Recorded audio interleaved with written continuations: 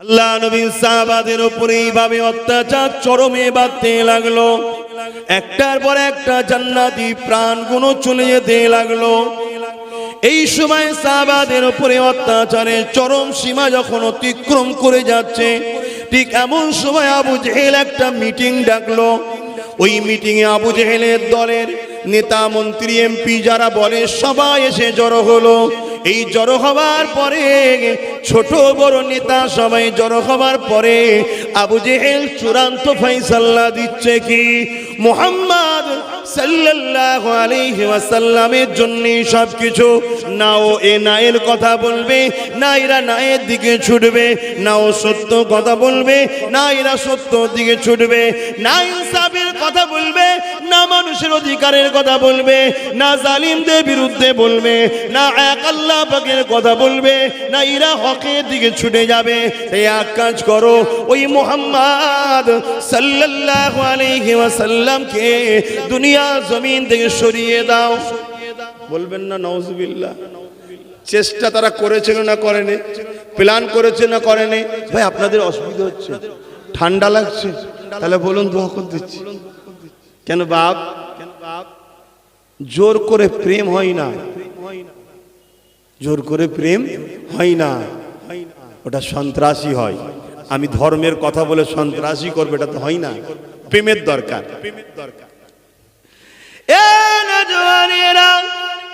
হযরত ওমর ফারুক তরোয়াল রওনা দিল নিয়ে, বড় কথা আপনারা সবাই জানেন। ওই সময় 39 জন আল্লাহ নবীকে নবী বলে মেনে না সত্য ইনসাফের দিকে চলে এসেছে, শান্তির দিকে চলে এসেছে, মানবতার দিকে চলে এসেছে, হকের দিকে চলে এসেছে। মাত্র 39 জন। এ যুবক ওমর ফারুক তরোয়াল নিয়ে গিয়ে যেতে লেগেছে। তখন নাম শুধু ওমর ছিল, ফারুক ছিল না, হযরতও ছিল না। আল্লাহ নবীকে কতল করে দেবে নাউজুবিল্লাহ। অনেক বড় কথা, তার আগে অনেক ঘটনা ঘটেছে। ওই দিকে যাচ্ছে না, নবী পাকের দরজার দিকে এগিয়ে যায়। যাবার সময় ওমর বলে গেল, এ সরদারেরা, নেতারা, লিডারেরা, শোনো, মালপানি রেডি করো, পুরস্কার রেডি করো। আমি রাসূলকে কতল করে দিয়ে সে সবটা নেব। মনে রাখবে 39 জন হয়েছে, আর 40 জন তো দেবো না। 200 খোরা দেবে বলেছ, রেডি করো। সোনা দানা দেবে বলেছ, রেডি করো। সব রেডি করো, সব রেডি করো। এ যুবক সেদিন যদি নাইকে মিটাবার জন্য, রসুলকে মারার জন্য 200 খোরা যদি দিতে পারে, সোনা দানা দিতে পারে, নিবার জন্য লোক যদি রেডি হতে পারে, আজও তোমার মতো ছোটখাটো কেউ হকের পক্ষে থাকবে, আমার মতো কেউ ছোটখাটো হকের পক্ষে থাকবে। আমাদের উপরে জুলুম করার জন্য এই রকম প্ল্যান পরিকল্পনা তৈরি হতে পারে না, পারে না। এতে মন খারাপ করলে হবে না। কেন মন খারাপ করলে হবে না? কেন প্ল্যান তৈরি করেছে ঠিকই, কিন্তু সাকসেসফুল হবে কি হবে না, সব ফয়সালা কার হাতে? চিৎকার দিয়ে বলো আরো জোরে।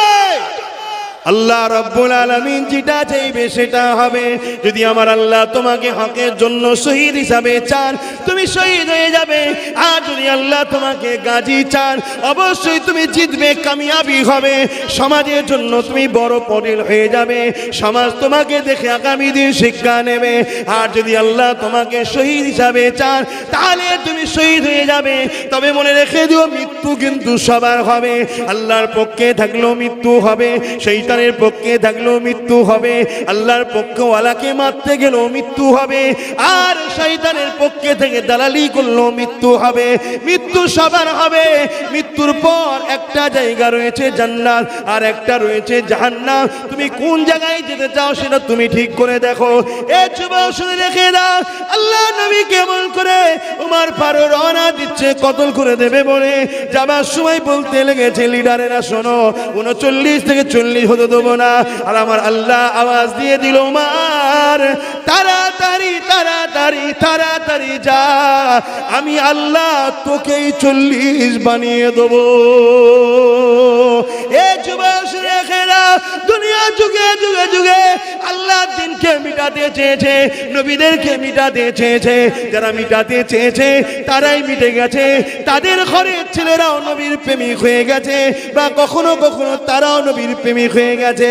যেমন ওমর ফারুক মিটাতে এসেছিল, ওমর নিজেই নবীর প্রেমিক হয়ে যে নবী পাকের গোলাম হয়ে জিন্দেগি কাটিয়ে দিয়েছে। এখন আমি যেটা বোঝাতে চাইছি, এ যুবকেরা, এরপরও যখন দেখলো আবু জেহেল যে ওমরও নবীর দিকে চলে গেল, আবার তারা প্ল্যান করেছে, এক কাজ করো, আমরা একা একা যাব না, সবাই মিলে রাত্রিরে নবীর ঘর ঘিরবো, নবীকে হত্যা করে দেবো। নাউজুবিল্লাহ মিন জালে।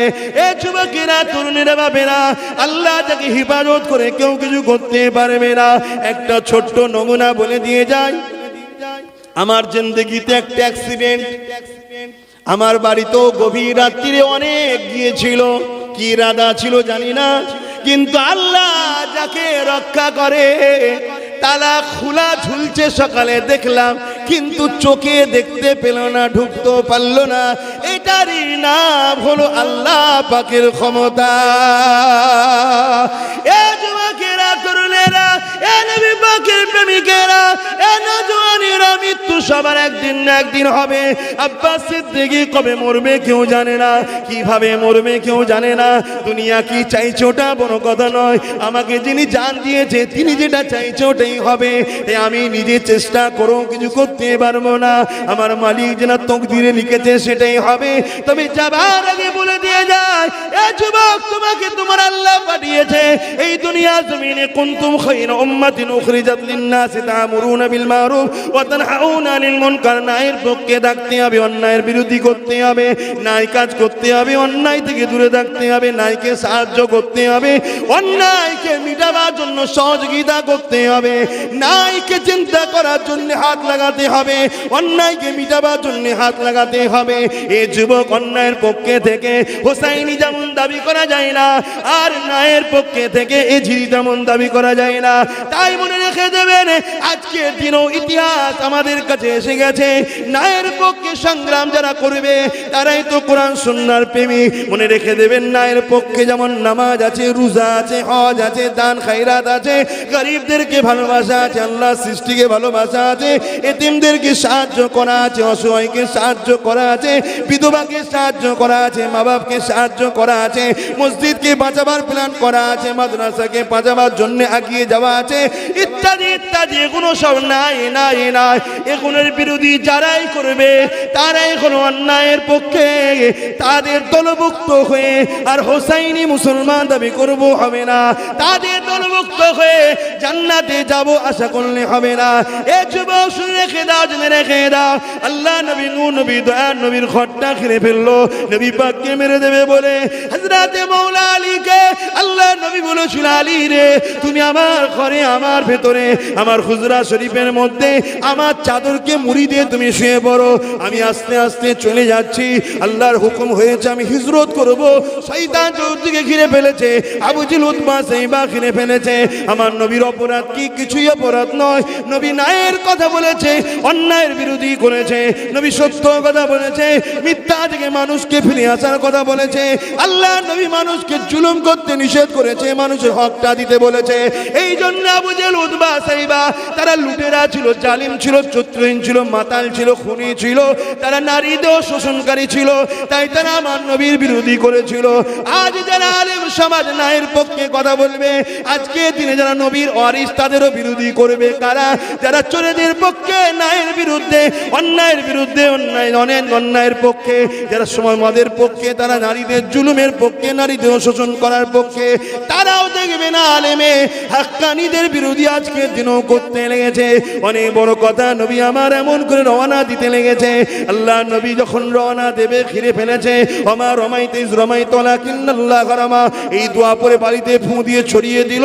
সমস্ত বেঈমান কাফের জালিমদের চোখে পড়ে গেল, নবী পাক চলে গেল। অনেক বড় কথা, কিন্তু যাবার আগে মাওলা আলীকে নবী বলেছিল, আলী রে, সকালে উঠবে, এই এই মালগুলো অমুক অমুকে দিয়ে তুমি মদিনার জমিনে আসবে। আল্লাহু আকবার।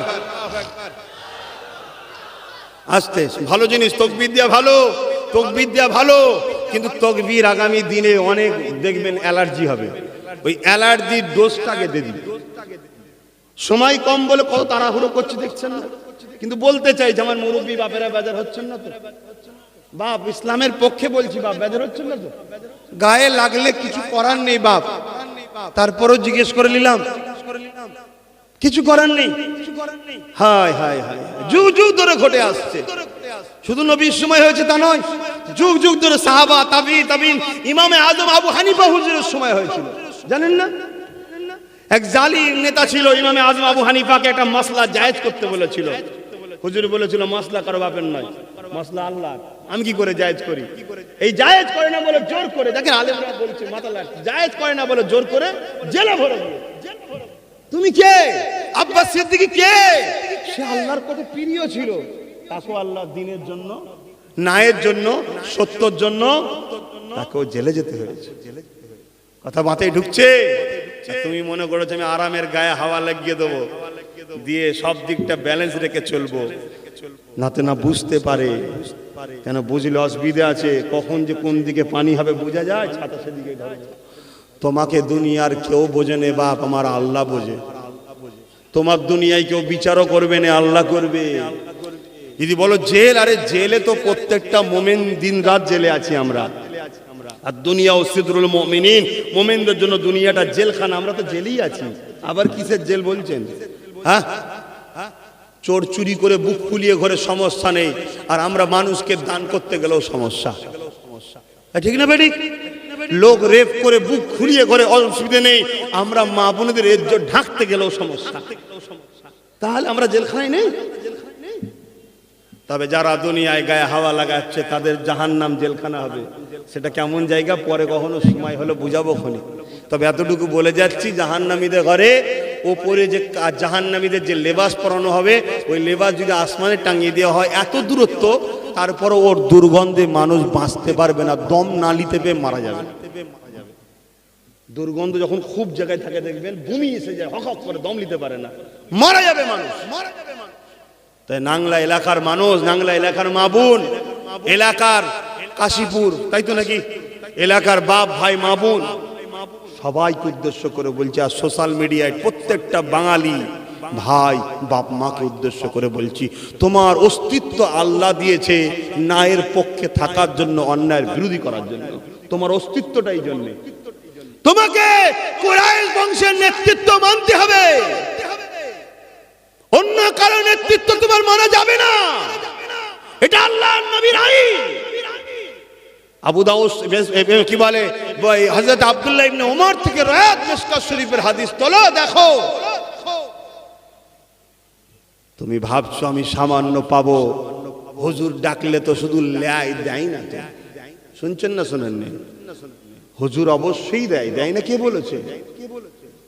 দেয় না কে বলেছে? বাগানের মালিক হুজুরকে বানাও, হুজুর অবশ্যই দেবে, ডাব খাওয়াবে, তাই তো নাকি? ডাব গাছ তো নাকি, মালিক বানাও, ডাব খাওয়াবে।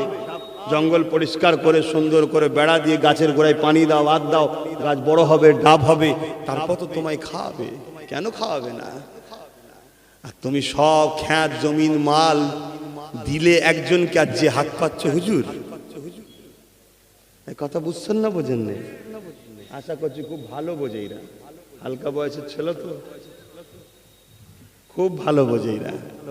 আমার আম্মা বোনগুলো বুঝতে পারছে, আলহামদুলিল্লাহ, তারা ভালোই বুঝছে। তাদেরই তো বাচ্চা, বাচ্চার কথা বুঝবে না মা, আর তাদেরই তো ভাই। দোয়া কর দেবো না একটু বলবো, কিন্তু সময় কোথায়? সময় নেই তো। আল্লাহ নবী, নূর নবী, দয়া নবী রওনা দিয়ে দিলেন।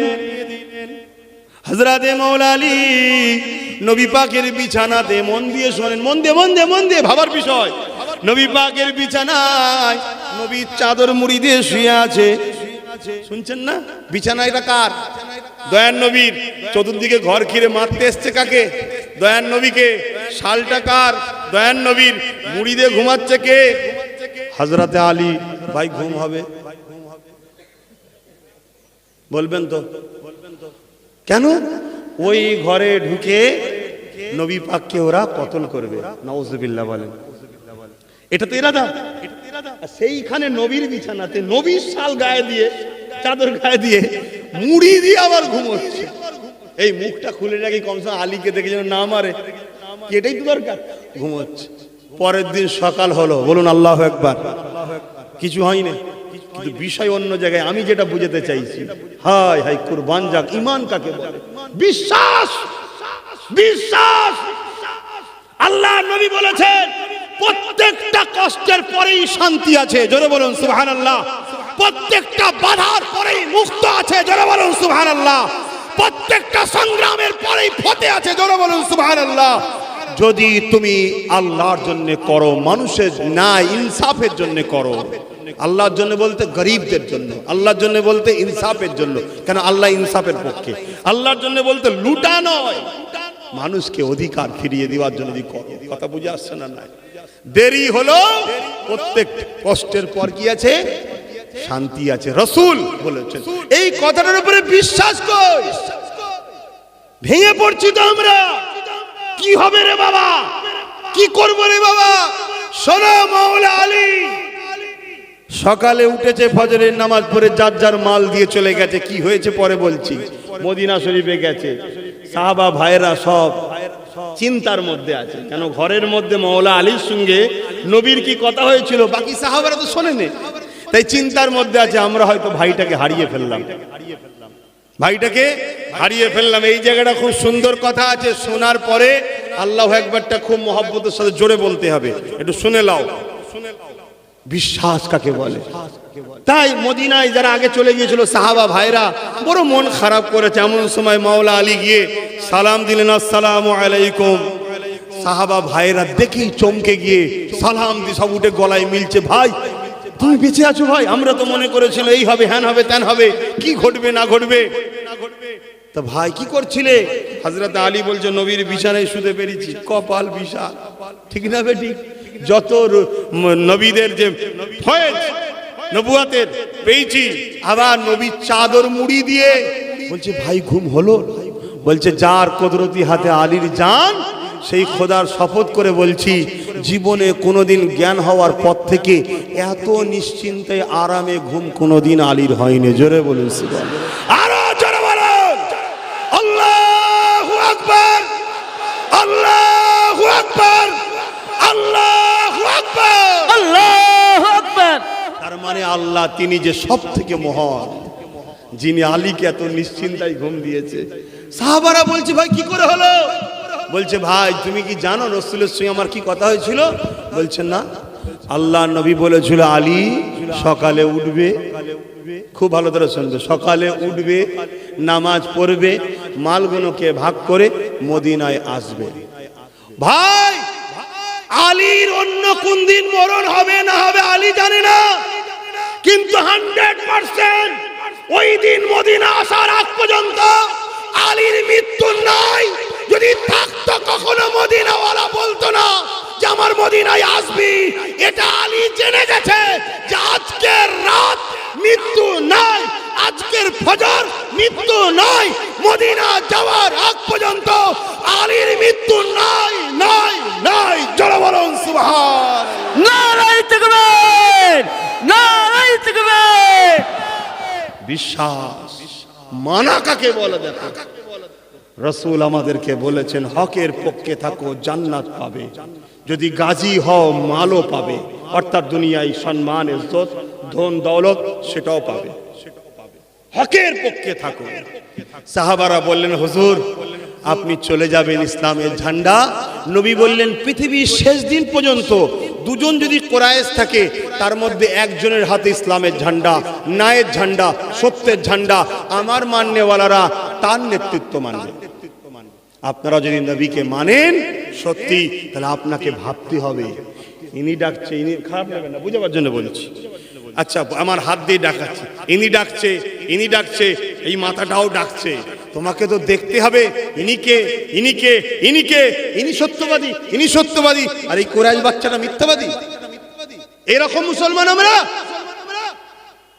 ইনি অনেক তো দিন ধোঁকা দিল, ইনিও তো ধোঁকা দিল।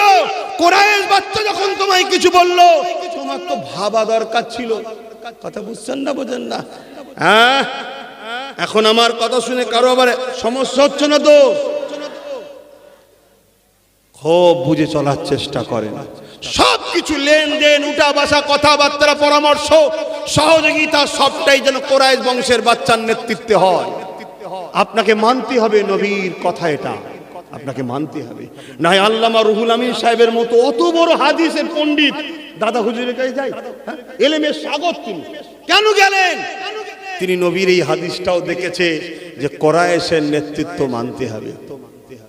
কথা বুঝে আসছে? ইমাম মালিক, ও পৃথিবী বিখ্যাত ইমাম,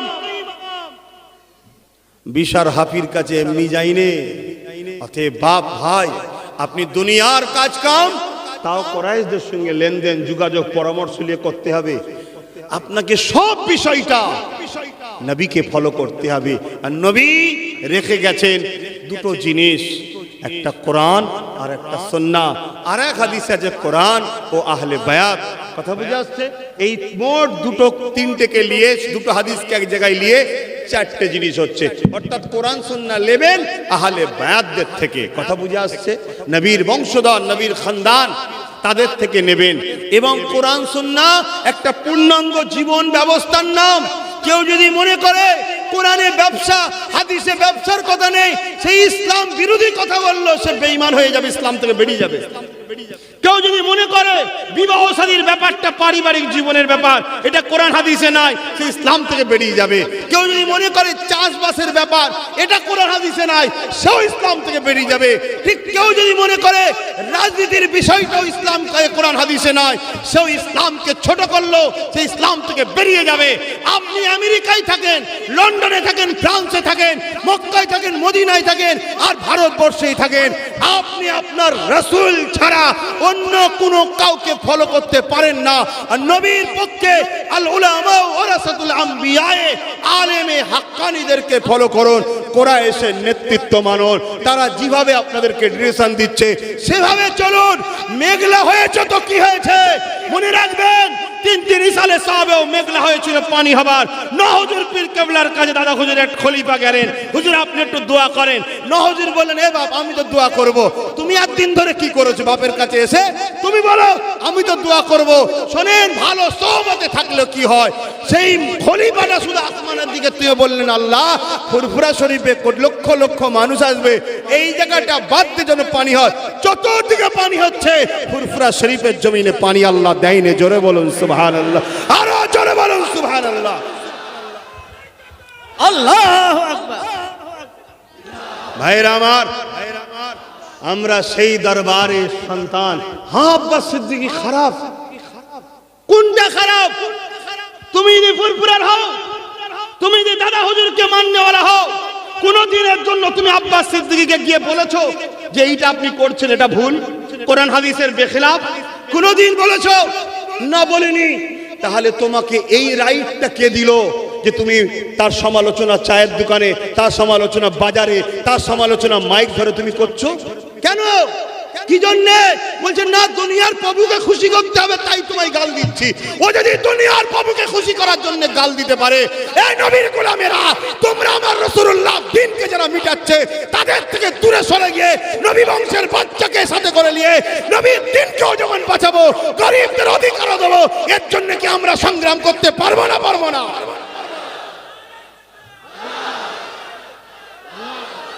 ভাইরা আমার, যে যা ধর্মের দোকানকে ঠিকাবার জন্য ব্যবস্থা করছে, যে যা ধর্মের দোকান বাঁচাবার জন্য ব্যবস্থা করছে, যে যার ধর্মীয় ভাবাবেগকে জিন্দা করার জন্য জনগণের টাকা তার পার্সোনাল ধর্মেরকে জিন্দা করার জন্য কোটি কোটি টাকা ব্যবহার করছে, সেখানে ধর্মের সুশ্রী পাইনি।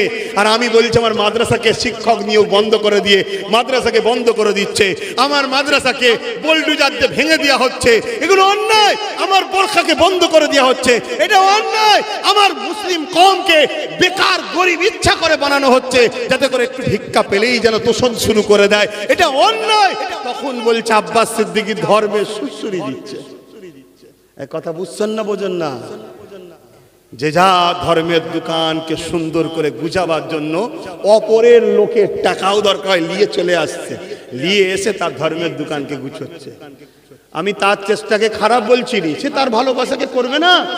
কিন্তু আমি যখন একবার বলি যে আমার মসজিদে তালা কেন, আমার মাদ্রাসা বোল্ডুজার কেন, আমার মাদ্রাসায় শিক্ষক নিয়োগ বন্ধ কেন, তখনই বলছে আব্বাস সিদ্দিকী তুমি জলসার মজলিসে ধর্মের সুসুরি দিয়ে এসব কথা বলছো কেন? আরে আপনাদের কি মনে হচ্ছে আমি ভুল বলছি? আপনারা বলুন ভুল বলছি। যদি ভুল না বলি আপনারা কারা আমার পাশে ছিলেন আগামীতেও থাকবেন একটু হাত তুলে আল্লাহকে সাক্ষী রাখেন। আলহামদুলিল্লাহ আলহামদুলিল্লাহ, হাত তুলে রাখেন। হাত তো আমি কাউকে জোর করলাম, কাউকে জোর করেছি, কাউকে ডিস্টার্ব করছি, কাউকে বলেছি হাত না তুললে হাত কেটে নেবো, এই কাউকে বলেছি? কিন্তু এই হাত গুণ আগামী দিন বিক্রি হবে না তো? এই আগামী দিন ধোকা দেবে না তো? এই আগামী দিন প্রতারণা করবে না তো? এই আগামী দিন ইসলামের দুশ্মনদের সঙ্গে হাত মিলিয়ে নেবে না তো? আগামী দিন কোরআনের বিরোধীকারীর সঙ্গে হাত মিলাবে না তো? আগামী দিন জলসা করতে পারমিশন যারা দিচ্ছে না, ডিস্টার্ব করছে, তাদের সঙ্গে হাত মিলিয়ে নেবে না তো? মাপ বুঝেন বাপ, বোঝেন সারা বিশ্ব জুড়ে চক্রান্ত চলছে ইসলাম ও ইসলামের অনুসারীদের ঘরে মিটিয়ে দিবার। এই মিটাতে গিয়ে প্রথমে দিচ্ছে কি টাকা, শুনছেন? টাকা লে ধর্মের ময়া ছেড়ে চলে আয়। টাকায় আসছে না, পদ নিবি, হ্যাঁ পদ লে ধর্মের ময়া ছেড়ে দিয়ে চলে আয়, তাও আসছে না। মাফ করবেন সত্য কথা, নারী দেওয়া হচ্ছে, নারীলে প্ল্যান মাপি নারী তার পিছনে লাগিয়ে দেওয়া হচ্ছে, সে তাকে ডিস্টার্ব করে করে করে করে আস্তে আস্তে সব শরীর জেসম দিয়ে দিচ্ছে, কিন্তু বলছে ইসলামের ময়া ছেড়ে দে, আমরা ইসলামকে মারবো। তুই যেন পদে বসে ইসলামের দরদ দেখাবি নি, তাহলে পদ দেবো না। শুনছেন না? আমরা ইসলামকে টুকরো করব, তুই যেন আমাদের দিয়ে টাকা লেবার ইসলামের পিছনে লাগাবি নি, তাহলে কিন্তু অসুবিধা আছে। বন্ডে সই করিয়ে শুধু খোলসটা রয়েছে মুসলমান, ভেতরে সব ইসলামের বিরোধী হয়ে গেছে। তারা এখন সমালোচনা করছে কাদের? নবী বংশের সন্তানদের। তারা সমালোচনা করছে কাদের? প্রবীণ বিজ্ঞ আলেমদের। অবশ্যই তারা পারতো না,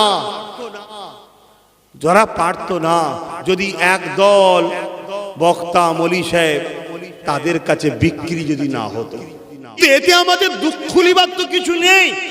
আমরা সালাউদ্দিন আইবির ইতিহাস পড়েছি। সালাউদ্দিন আইবি মসজিদে আকসাকে উদ্ধার করেছিল, জানেন তো আপনারা? এত বড় যোদ্ধা ছিলেন। সালাউদ্দিন আইবির বিরুদ্ধে গোপন রাত্রিতে সমুদ্রতে জাহাজ ভর্তি করে হাজারো লাখো সৈন্য পাঠানো হচ্ছে। ক্ষমতা ছিল না। সালাউদ্দিন আইবির রাজত্বের ভেতরেই একদল গাদ্দারকে বিদেশি অর্থ দিয়ে খরিদ করা হয়েছিল। তারা সহযোগিতা করেছিল যে আমাদের রাত্রিরে তোমাদের বাড়িতে আশ্রয় দেব। তাই চতুর্দিকে যখন আসছে, সালাউদ্দিন আইবির কাছে একটা গোপন রিপোর্ট আইবি দপ্তর থেকে চলে এলো, সিবিআই থেকে গোপন দপ্তরে খবর চলে এলো, হুজুর আপনাকে এবং এই রাজত্বকে ধ্বংস করার জন্য লাখো হাজারো সৈন্য সাগর দিয়ে চতুর্দিক দিয়ে আসছে। হুজুর তখন নামাজের মুসাল্লা বিছিয়ে সেজদায় পড়ে গিয়ে বললেন, আল্লাহ, মসজিদে আকসাকে বাঁচাবার চেষ্টায় সালাউদ্দিন লড়ছে। মসজিদের পক্ষে কথা বলার জন্য সালাউদ্দিনকে দুশমনেরা মারতে চাইছে। মসজিদের ঐতিহ্যকে রক্ষা করার চেষ্টা করছি বলেই তো সালাউদ্দিনের দুশমন তৈরি হয়েছে। ওগো আমার আল্লাহ, তুমি আমার জন্য যথেষ্ট, তুমি আমাকে সাহায্য করো। হুজুর আমার পরের দিন ফজরের নামাজ পড়ে নিয়ে মন খারাপ করে বসে আছে। এমন সময় এক দরবেশ এসে সালাম দিল, হুজুর আপনার মন খারাপ কেন? বলছে আপনি কি জানেন না আমার রাজ্যে বহুত সৈন্য ঢুকে গেছে, এই রাজ্যের একদল গাদ্দার আছে, তারা লুকিয়ে আশ্রয় দিয়েছে, কার বাড়ি কখন খুঁজবো কি করে? তখন ওই দরবেশ বলছে, হুজুর আপনার রাত্রিরের নামাজের পানি, চোখের পানিটা, নামাজের মুসাল্লার চোখের পানিটা আল্লাহ কবুল করে নিয়েছে। জোরে বলুন সুবহানাল্লাহ। তাদেরকে ডাঙায় আর আসতে হয়নি, তাদেরকে ডাঙায় আসতে হয়নি। আল্লাহ সাগরের তুফান দিয়ে তাদেরকে গর্ক করে দিয়েছে, ধ্বংস করে দিয়েছে, ধ্বংস করে দিয়েছে। সাহায্য আসবেই, সাহায্য আসবেই, দেরি হলেও আসবেই, দেরি হলেও আসবেই। কেন হক কখনো মিটতে পারে না। পারে না, পারে না। আর হকে সংখ্যা বেশি লাগে না, হকের জন্য ঈমান লাগে, সততা লাগে, মন মানসিকতা সত্য থাকা দরকার। তাই তোমরা আমার কওমের ভাই, তোমরা আমার দাদা পীরের সিলসিলার মুরিদের ঘরের সন্তান, তাই তোমাদের উদ্দেশ্য করে এতটুকু কথা বলে গেলাম, কারণ নামাজের ব্যাপার আছে। 3:45 পর্যন্ত হবার কথা এরা বলছিল, কিন্তু না, 4:30 পর্যন্ত হবে আমি বলেছি, কারণ নামাজ আমাদের কাছে বড় ইবাদত। জলসা মাহফিল হবে, আবার হবে, আবার হবে। মনে রাখবে, কেউ যদি তোমার এক